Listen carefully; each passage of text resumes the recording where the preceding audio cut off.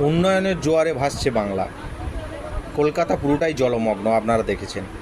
বেহাল রাস্তাঘাট, বেহাল স্বাস্থ্য ব্যবস্থা, বেহাল শিক্ষা ব্যবস্থা, সব জায়গায় উন্নয়ন আর উন্নয়ন। মাননীয়া প্রায় সময় বলে থাকেন 90%, 100% কাজ হয়ে গেছে। তার নজির আপনারা নিজেরাই জানেন, নিজেরা দেখছেন প্রত্যেক দিন।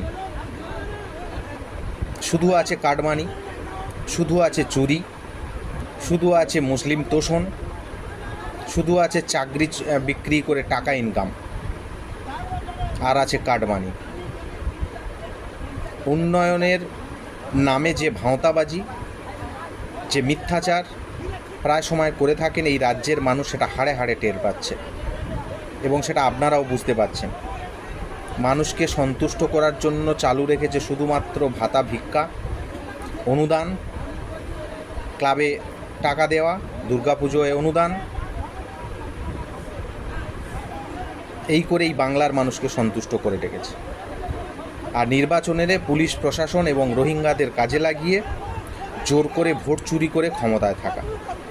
যেখানে এই রাজ্যের মাননীয়া তিনি বলে থাকেন চেয়ারের প্রতি বা ক্ষমতার প্রতি তার কোনো লোভ নেই, কিন্তু এটা সত্যি, তেনার লোভ নেই। তাই তিনি 3-4টে দপ্তরের প্রধান হয়ে বসে আছেন, দপ্তর সামলাচ্ছেন নিজে। আইন শৃঙ্খলা বলে এই রাজ্যে কিছু নেই, তিনিই পুলিশ মন্ত্রী।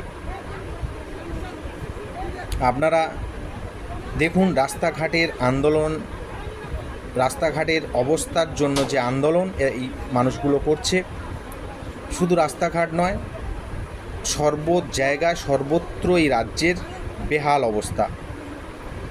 পুরো রাজ্যটা রসাতলে পাঠিয়ে দিয়েছে এই সরকার। ভবিষ্যৎ প্রজন্মের ভবিষ্যৎ মাটির নিচে পাঠিয়ে দিয়েছে। তাই এই সরকারকে 2026-এ যদি এই রাজ্যের মানুষ একত্রিত হয়ে এই সরকারকে উৎখাত না করতে পারে, তাহলে এই রাজ্যের কোনো মানুষ নিশ্চিন্তে নিরাপদে থাকতে পারবে না। যারা তৃণমূল করে তারাও মার খাচ্ছে, তাদেরও রক্ত ঝরছে। তৃণমূল মারামারি করে তাদেরও প্রাণ যাচ্ছে, বিরোধীদের তো যাচ্ছেই। শিক্ষক মার খাচ্ছে পুলিশের কাছে, কখনো মার খাচ্ছে শিক্ষক তৃণমূল নেতার কাছে, আবার কখনো পুলিশ মার খাচ্ছে তৃণমূল নেতার কাছে। সাধারণ মানুষ মার খাচ্ছে পুলিশের কাছে, তৃণমূল নেতাদের কাছে। এই অবস্থার মধ্যে একটা ত্রাহি ত্রাহি রব। প্রত্যেক দিনের ঘটনা আপনারা চাক্ষুষ করছেন টিভি পর্দায়, সংবাদ মাধ্যমের মধ্য দিয়ে, যে রাজ্যে শান্তিতে নিরাপদে নিশ্চিন্তে এই রাজ্যের মানুষ থাকতে পারছে না।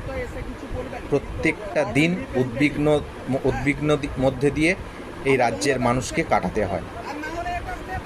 আপনারা সেটা খুব ভালো করে জানেন। তাই এই রাজ্যের প্রত্যেকটি মানুষের কাছে অনুরোধ, এই সরকারকে 2026-এ উৎখাত করুন। তাহলেই আপনারা নিরাপদে নিশ্চিন্তে এই রাজ্যে বসবাস করতে পারবেন।